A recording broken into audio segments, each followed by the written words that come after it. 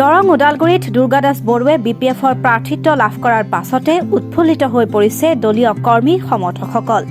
শনিবাৰে প্ৰাৰ্থিত্ব ঘোষণা কৰাৰ পাছতে দেওবাৰৰ পৰা সমষ্টিটোৰ প্ৰান্তে প্ৰান্তে প্ৰচাৰ অভিযান আৰম্ভ কৰে বিপিএফৰ প্ৰাৰ্থী দুৰ্গা দাস বৰুৱে।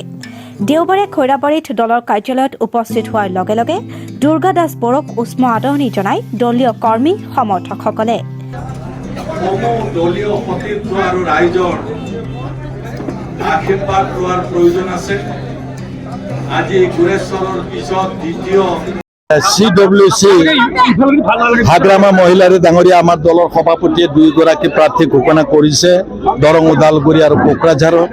আৰু আমি হাগ্ৰামা মহিলাৰী ডাঙৰীয়াক দৰং ওদালগুৰিবাসীয়ে ধন্যবাদ জ্ঞাপন কৰি আজি ৰাইজে যিহেতু আদৰণি দিবৰ কাৰণে ইচ্ছা কৰিছে, মই গোটেই সমষ্টি পৰিভ্ৰমণ কৰিম। আৰু মই দেখিছোঁ যে আগন্তুক দিনত এইবাৰ হয়তো বুৰঞ্জী হ'ব যে আমি দুটা সিট বিজয়ী হ'ম, কোকৰাঝাৰ আৰু দৰং ওদালগুৰি। ইয়াত যেহেতু BTCত 11 লাখতকৈও অধিক ভোট আছে আৰু BTCৰ বাহিৰত 10 লাখ ভোট আছে, মই ভাবোঁ আমি BTCত প্ৰথমবাৰৰ কাৰণে দৰং ওদালগুৰি, আগতে মঙলদৈ নাম আছিল, তাত MP পাবলৈ সক্ষম হ'ল।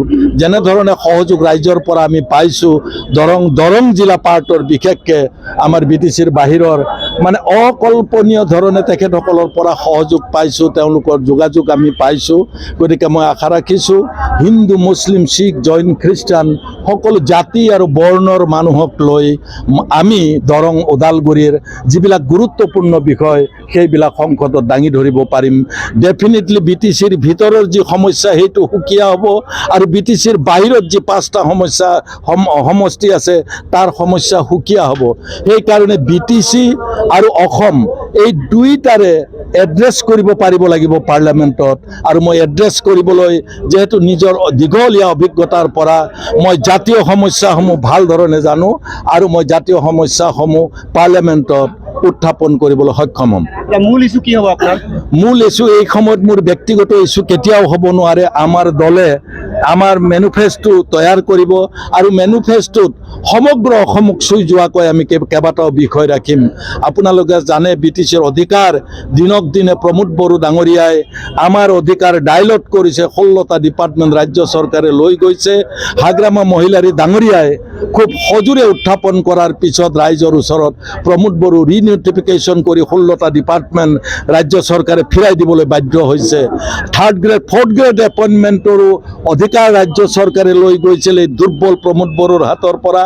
আৰু হাগ্ৰামা মহিলাৰীৰ BPFে সমগ্ৰ BTCত এই বিষয়টো উত্থাপন কৰাৰ পিছত প্ৰমোদ বড়োৱে ভয় খাই আজি এমাহ আগতে যিখন BTC ৰিক্ৰুটমেণ্ট কমিটি আছে তেওঁ সেইখন 1.5 মাহমান আগতে তেওঁ পুনৰ নটিফিকেশ্যন কৰিছে। তেওঁ নিজেই প্ৰমাণ কৰিছে যে BTCৰ বাহিৰৰ শিৱসাগৰ, ডিব্ৰুগড়, যোৰহাট, গুৱাহাটীৰ ল'ৰা ছোৱালীয়ে চকীদাৰ 3rd গ্ৰেড 4th গ্ৰেড ইয়াতে চাকৰি তেওঁলোকে পাই চাকৰি কৰিব আহিছে। অথচ লক্ষ লক্ষ BTCৰ ইয়াৰ স্থানীয় জনজাতি, অজনজাতি, হিন্দু, মুছলমান যুৱক থাকোঁতে তেওঁলোকক নিযুক্তি দিয়াৰ কথা প্ৰমোদ বড়োৱে নাভাবিলে।